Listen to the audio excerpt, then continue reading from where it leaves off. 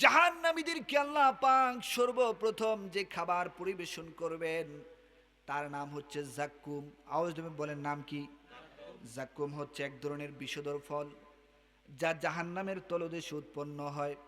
এই জাক্কুমের ব্যাপারে নবীজি বলছেন, এই জাক্কুম ফলের আকৃতি হচ্ছে শয়তানের মাথার আকৃতির মতো। জাহান্নামীদেরকে আল্লাহ পাকে জাক্কুম পরিবেশন করবেন।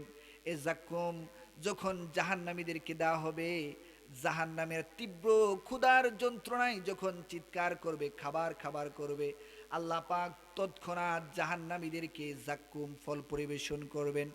আল্লাহ পাক কোরআনুল কারীমে বলছেন, ইন্না শাজারাতাজ যাক্কুমি তুআমুল আসিম কালমুহলি ইয়াগলি ফিল বুতুন। পড়ে আল্লাহু আকবার।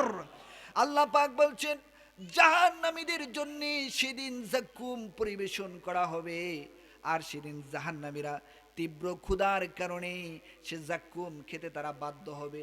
সে জাক্কুম যখন জাহান্নামীরা খাবার হিসেবে গ্রহণ করবে, আল্লাহ পাক বলছেন